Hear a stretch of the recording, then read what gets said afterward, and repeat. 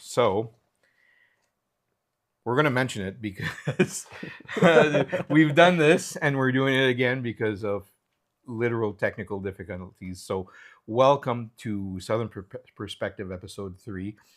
I've had Lachlan in a few days ago to discuss this, and we've had some technical difficulties. He's back in, and we're going to do this again. So, and thank you for coming back, and thank you for understanding, how gear works and what can happen and how you have to manage things like this. Oh, no, glad to be back. I'm sorry that that happened. Yeah, I think you were more concerned than I was, but we're here for version 3.2. 3.2. There you go. So let's talk with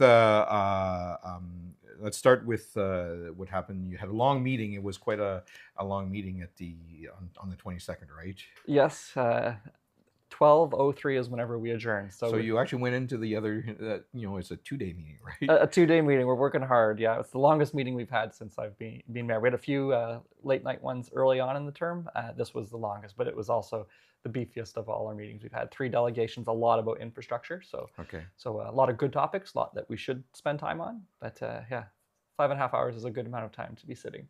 5.5 hours with a couple breaks. Good. Yeah. Okay, so we're going to start. I guess one of your first reports was the OPP sergeant or was it? Yeah, Inspector Hemrick. Yes, he stopped by. So he stopped by and he talked about OPP engagement, road safety enforcement, and some mental health crisis response.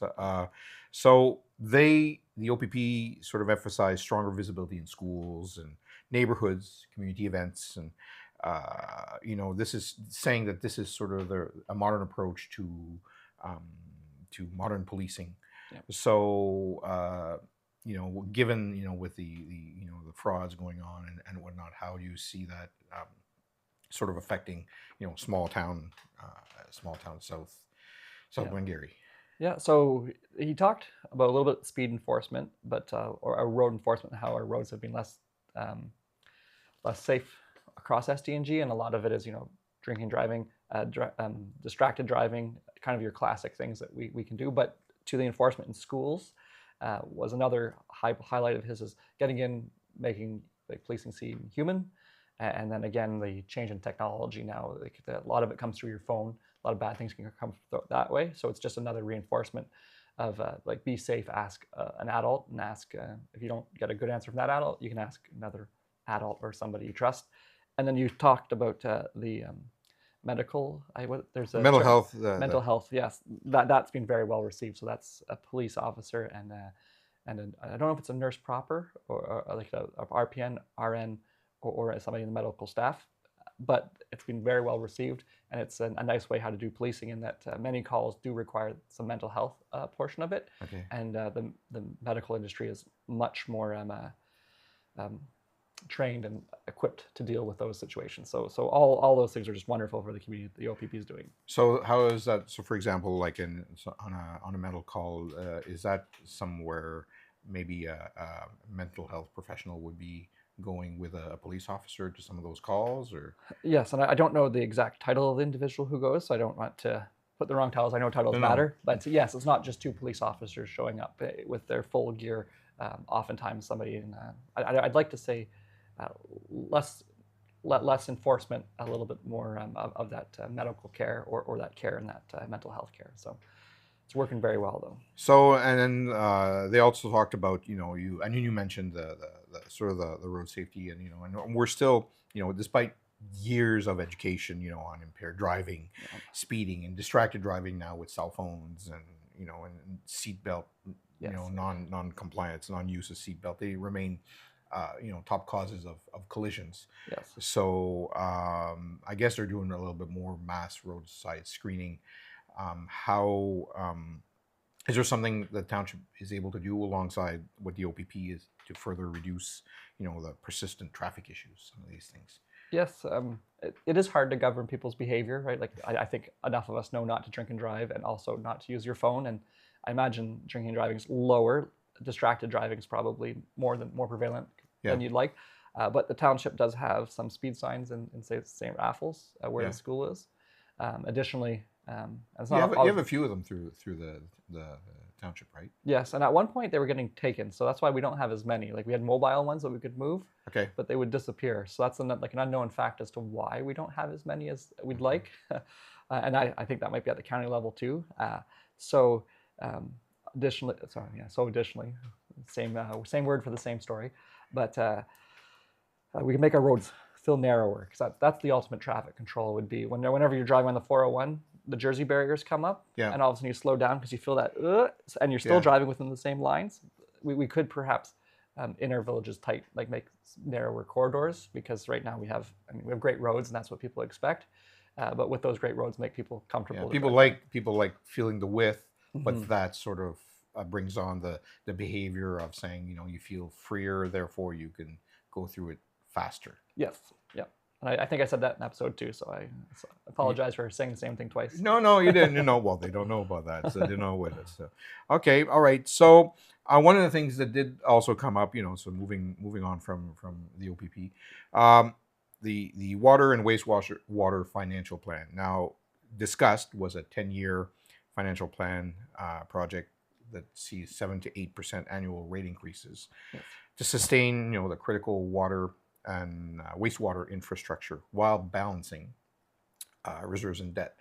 Now, nobody likes a rate increase, and then but these infrastructure has to be sustained, or has to be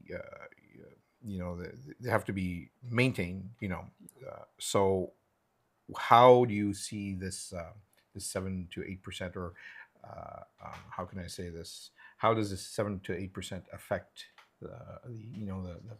the population of South Glengarry? Like I said, nobody likes a rate increase. Nobody says, "Oh, my taxes are going up," and everybody wants to freeze certain things, but cost to everything is going up. So, can you say a little bit more about this?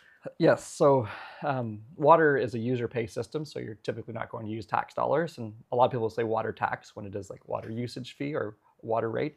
Um, but in that it's kind of isolated. We have a lot of small systems compared to other municipalities. Like say Alexandria here would have one water tower, one system. They do push it to Maxwell now, but imagine the population here that's using it. So the user cost is lower than a place like Glen Walter, where there'd be 500 users, maybe 300 and some households. Like it's not as big, so it costs a little bit more per unit.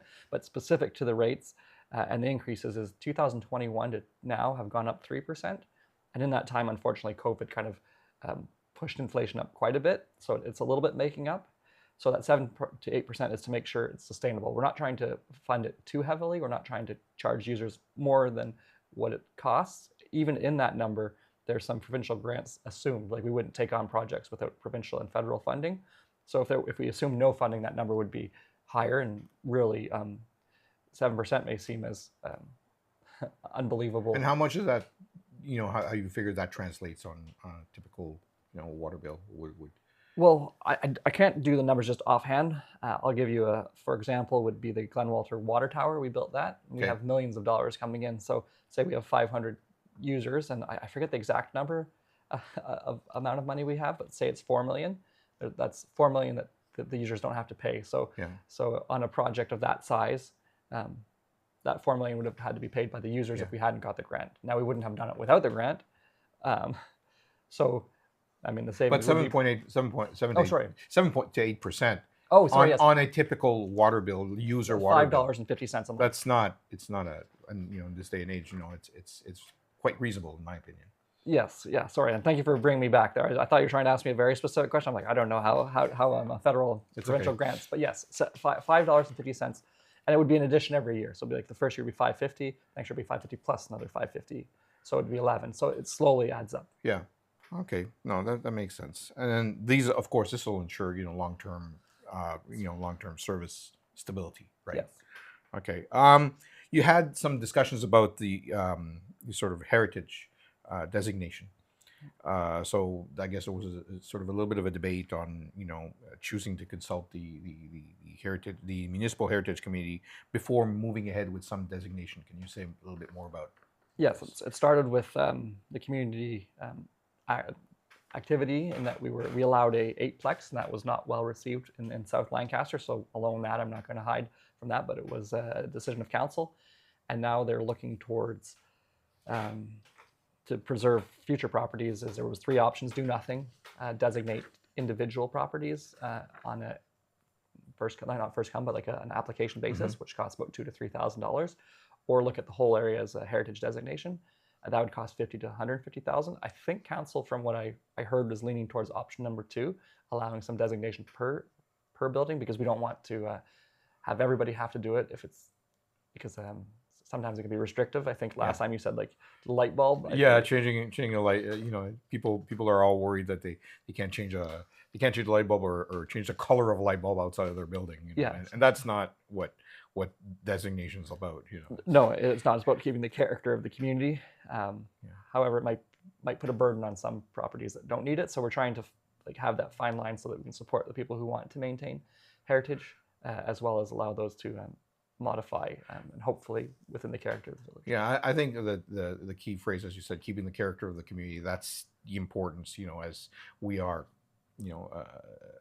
sort of the original gateway to Ontario, and then and some people, it is somewhat of a tourist, tourist attraction, that particular character of the community itself, and it's important too. Yeah, the counties use where Ontario began, and sometimes I'll say the start of English-speaking Canada, because it is the border between Upper and Lower Canada, and it starts. The first settlement would probably be up the Raisin River, Lancaster, Williamstown, and then up through Alexandria as the Highlanders came, kind of, in Glengarry, my home. So it's important. But the St. Lawrence River was basically what's helped settle, profound influence to our history. Yeah, of course. Okay, so we also talked, or council also talked about, sort of a winter sidewalk maintenance, leaning towards refurbishing sidewalk equipment. Yes. Keeping operations in-house and focusing on cost effectiveness and liability. So can you say a bit more about it? Yeah, I'll touch on 3 things there. One, we did tender the Martintown one. So at last episode, we had said we had gone in negotiations, so we solved that nice and quickly. 2, we're looking at refurbishing the equipment. The cost of a refurbishment, I think, is $150,000. The cost of a new equipment is $170,000. There's something about DEF, and I know some people diesel emissions. Oh yeah. Anyway, what? Yeah. I don't know I know the acronym DEF, and we're trying to keep our non-DEF piece of equipment. And then questions were brought up whether or not we'd have how many new components would go into our refurbishment, because $20,000 doesn't sound like a lot of savings, but it's almost everything, like new panels, new everything. So I think we're leaning towards if we do it in-house refurbishment, because we save the $20,000, we have a basically new equipment. And then when you say in and out of house, always looking forward to the best use of tax dollars would be if this equipment with our user can get more done for the same as private industry, then we'd do it that way. And if private industry can deliver at a better service, we have that conversation as to whether that makes sense. Because well, you had mentioned trucks working in the summertime and trucks working in the wintertime. Thank you. Yes, yeah. So a good for example would be MTO doesn't plow their own the 401 because they only need 4 trucks or trucks during 4 to 5 months. So why have trucks for 5 months and sitting for 7? Whereas the private industry brings in those trucks, they snowplow, but then they use them for road projects in the summer. So it makes sense for that to be private industry rather than public tax dollars at the provincial level. So thank you for bringing that up. That's a perfect, for example. Yeah, and then that's what South Glengarry is sort of continuously looking at to keep in line with things like this. Yes, yeah. We try not, as I say, spend it wisely. It's hard-earned money. A taxpayer once wrote me that, and I was like, that's well said. And yeah, it is. That's true. Okay, and also you've had we touched a little bit on it, sort of road classification. Yes. So basically, from my Google search or even AI search, it says that you basically manage around 400 kilometers of municipal roads in SCNG. So and then it's a sort of a 3-tier road classification system.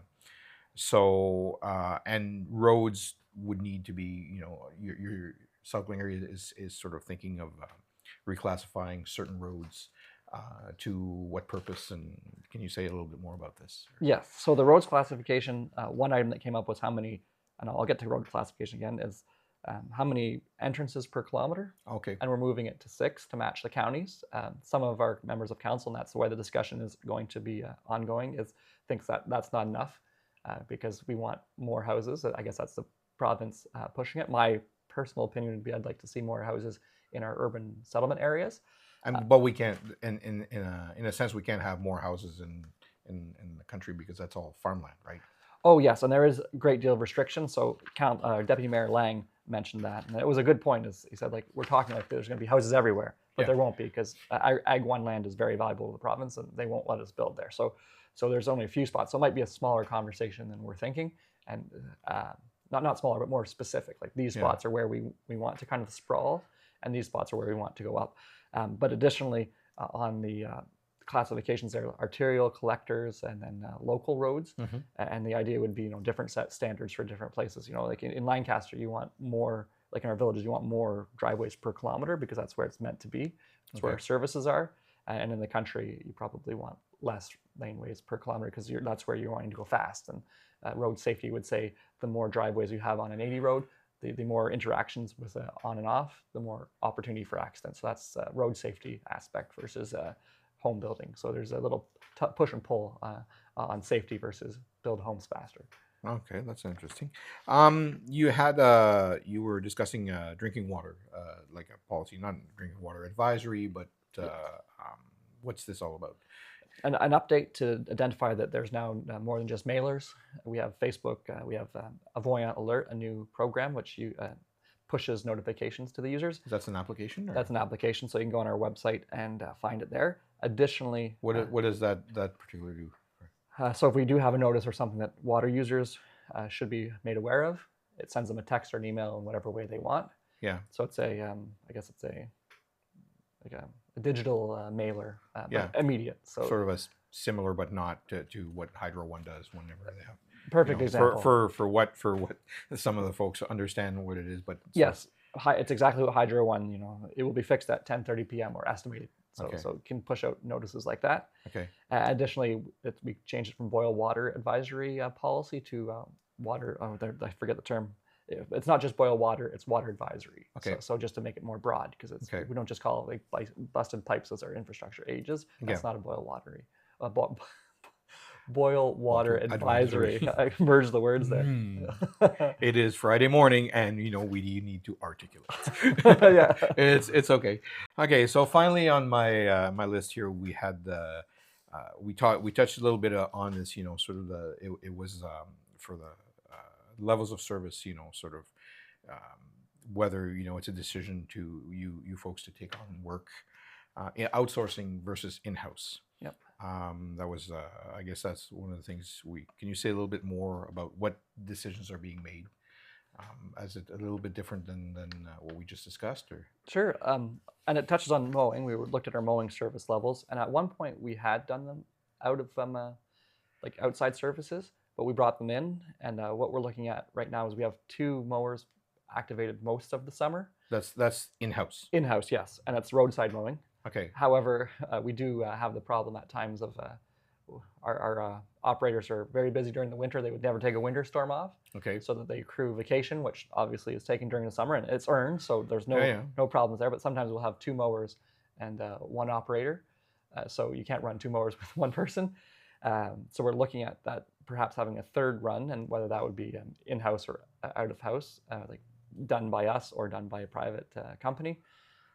That's coming back on as well, because instead of buying a 3rd mower, we might just look at hiring a summer employee, because if we have just 1 operator, 2 vehicles, we might as well just get the operator. But it might be less expensive to go private. So that's going to come back to another one. So again, tax dollars well spent. Need to be thought out and well spent. Yes, and if I can go, I guess I'm famous for asking if I can go on little rambles. Is from the legislative point. It's our job is levels of service, taxation, and policy. So like if we say we want the roads at this dollars, we need to say give them the dollars to do them or do a less service. And then if we say deliver it with a smile, I mean, this is a little bit small, but like that's what we ask. We want the grass cut at 16 centimeters. We want it cut at this dollars, because obviously we can't do everything. We can't plate the roads in gold. Well, we could, but nobody's going to have it. And then we'd say how we deliver it, like it would say just even with a smile, right? So when we talk about these things, we're always looking at like, we always want to increase the level of service, but we want to hold tax, and that's that balance, levels of service and taxation. Yeah. Okay. Is there? I know you have a list there. No. And is there anything else you'd like to touch on? Like you said, you need a 5-hour meeting. 5-hour plus meeting is a lot. I'm sure that there might be some other things you want to discuss. Yeah, some of it was closed session, so we won't go there, as you know. Which is so fine.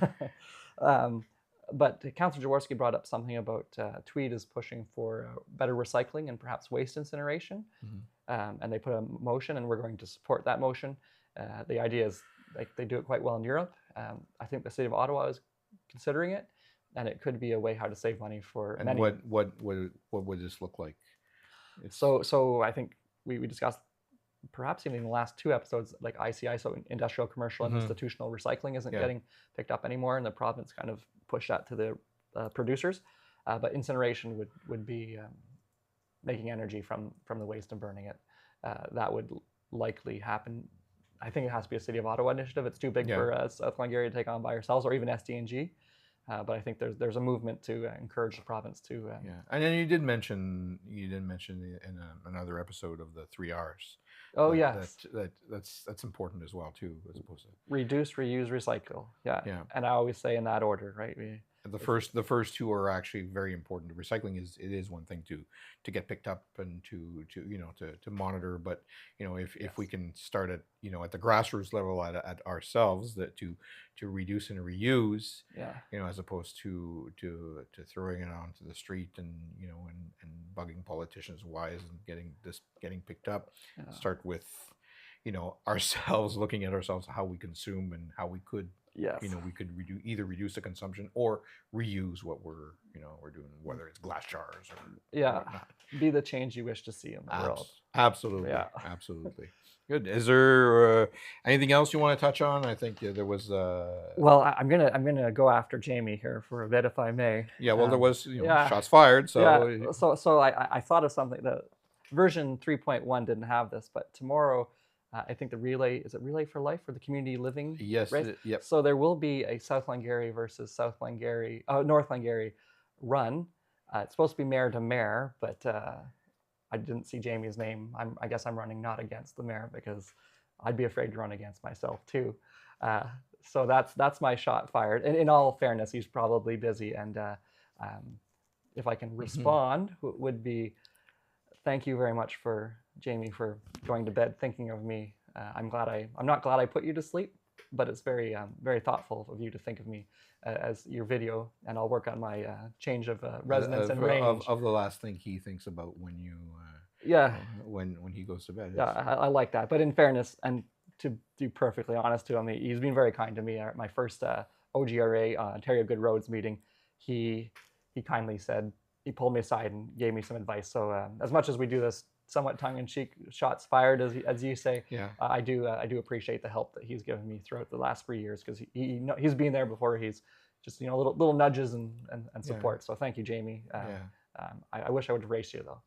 Okay, well, with that in mind, we are working on some things where we are going to sort of do maybe perhaps what we would call a battle of Glengarry, to raise some funds at the same time. But and we could see the mayor to mayor thing being pinned against each other in various scenarios. So we're not sort of putting saying everything that might happen, but there's some interesting things in the works that you folks are going to get I'm pretty sure you're going to get a kick out of. And this would also, because as I always say, we are North and South Glengarry, but at some point before this whole the province decided to step in, we were Glengarry and that sort of didn't necessarily create a division, but it in some sense it did.